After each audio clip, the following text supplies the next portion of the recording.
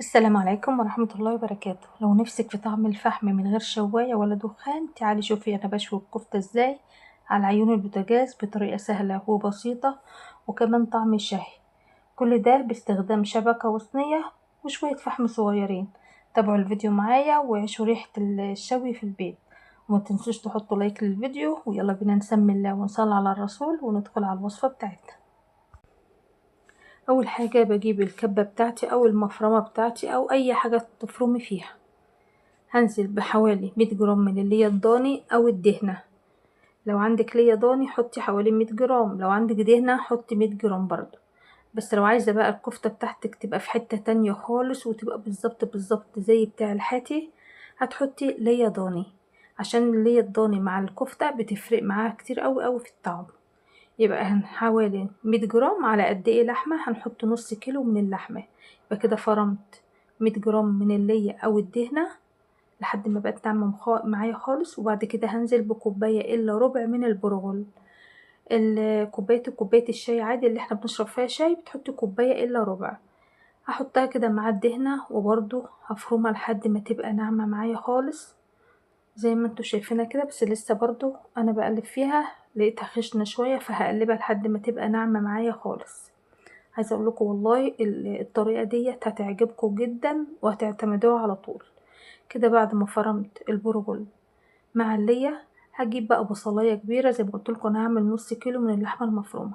جبت بقى بصلاية كبيرة كده وقطعتها، وبعد كده حطيت عليها معلقة كده من الملح، وهدعك البصلاية بتاعتي كويس لحد ما تنزل المية بتاعتها.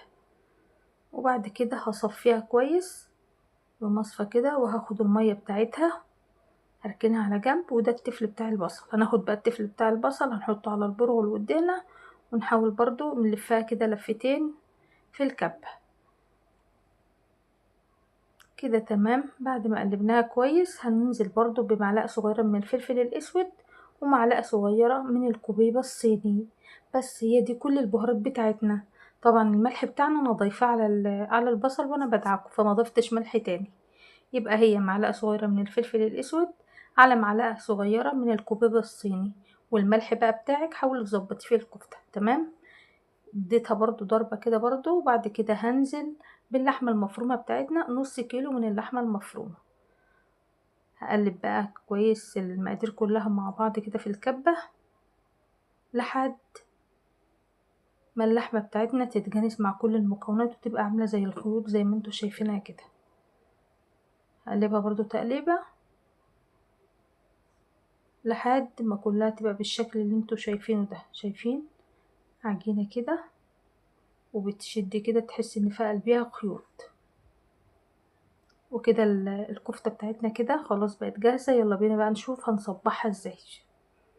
فضيتها بقى كده في بولة، ودي مية البصل بتاعتنا اللي احنا صفيناها. هنزل عليها بربع معلقة من الفلفل الاسود، وربع برضو معلقة صغيرة من الكوبيبة الصيني، ومعلقتين اتنين صغيرين او معلقة كبيرة كده من الزيت. وبرضو ضفت شوية ملح صغيرين كده وهقلبهم تقليبة كويسة. وكده الخلطة بتاعتنا بقت جاهزة اللي احنا هنصبع بيها الكفتة.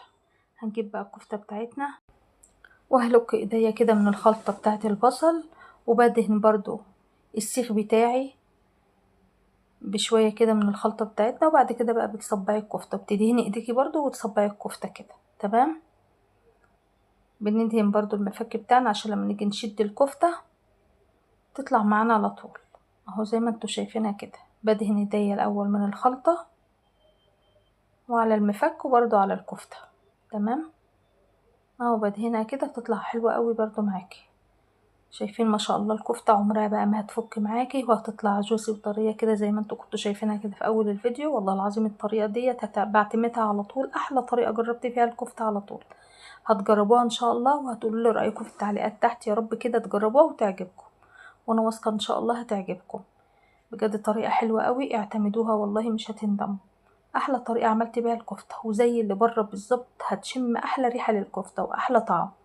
كمان حاجات كمان انتي عاملاها في البيت، يعني ضمن النظافة بتاعتها، ضمن اللحمة اللي انتي جايباها. بجد طريقتها حلوة جدا. اصبحها بقى كلها كده بالشكل ده كده. كده بسم الله ما شاء الله نص كيلو عمل لي كمية كبيرة، وعايزة اقول لكم ما شاء الله صوابع الكفتة كبيرة.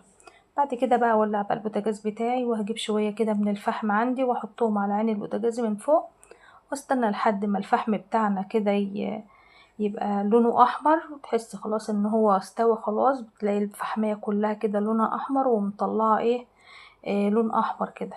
تمام. بتجيبي اي بقى صينية قديمة عندك، اي صينية قديمة، وتحطي بقى الفحم فيها بالشكل ده كده، وترصي فيها. وبعد كده برضو على نار متوسطة في البوتاجاز، وبتحطي الصينية بتاعتنا كده، وتحطي عليها بقى شواية الفرن عندك. وخدوا بالكوا دول شوية فحم صغيرين خالص، بس عشان عندي الفحم كان قطع صغيرة فتحسي ان هو كتير، يعني ممكن 3 4 وحدات كده بتسويهم وتحطهم بقى في الصينية. حطيتهم بقى في الصينية بالشكل ده، وبعد كده حطيت الشواية واستنيت لحد ما الشواية بتاعتها كده اللي هو الحامل بتاع الفرن سخن، وبعد كده بترصي عليه الكفتة، وكل شوية بقى بتقلبيها على جنب شكل لحد ما تستوي معاكي خالص. والله شمي بقى ريحة الكفتة بقى، وهتجوعي قبل ما تاكلي. والله هتطلع معاكوا احلى كفتة. شايفين بسم الله ما شاء الله طرية ازاي؟ شايفين طرية ومتماسكة، عمرها ما هتتكسر معاكي. دي احلى مقادير بسم الله ما شاء الله، ونص كيلو بيعمل كمية كبيرة اهو. ترصي بقى بالشكل ده كده، وتخلي النار متوسطة خالص، يعني ما تخليهاش لا واطية ولا على نار متوسطة. وقلبي بقى كل شوية كده، واملي بقى ريحة البيت شوي. تلاقي بقى الجيران يشموا الريحة ويطلعوا لك جري. شايفين ما شاء الله طرية ازاي؟ حلوة قوي والله، احلى طريقة. اعتمدوها وان شاء الله هتدعولي. ويا ريت لو جربتوا الطريقة تقولوا لي رأيكم في التعليقات تحت. كده خلاص، كده ما شاء الله استوت معايا، لان كل شوية بقى بقلبها على جنب شكل. شايفين بسم الله ما شاء الله؟ عايزه اقول لكم بقى بجد الريحة تهبل. جربوا الطريقة دي بالظبط، وان شاء الله انا واثقة انها هتعجبكم. يا لو وصلتوا هنا بقى لحد الفيديو، يا ريت بقى ما تبخلوش عليا باللايك الجميل بتاعكم، واشتركوا في القناة وفعلوا زر الجرس على كلمة الكل، عشان كل ما انزل فيديو يوصلكم كل جديد. وما تبخلوش عليا بالاشتراك بالله عليكم، لان والله احنا فعلا بنتعب في القناة جامد. يا ريت يعني ما تبخلوش بقى باللايك الجميل بتاعكم. وكمان الوصفة بجد بجد تستاهل. وكده خلاص جاءت اللحظة الحاسمة، وخلصنا الكفتة بتاعتنا. عايزة اقول لكم بقى الطعم تحفة. شايفين ما شاء الله طرية ازاي، وعمرها ما هتفك معاكي. وبكده اكون خلصت فيديو النهارده، يا رب يكون عجبكم. انتظروني بقى في فيديو جديد، وخدوا جولة كده في القناة لو عجبتكم. ما تنسوش تعملوا لايك واشتراك فيها. اشكركم على المشاهدة، والسلام عليكم ورحمة الله وبركاته. بحبكم في الله.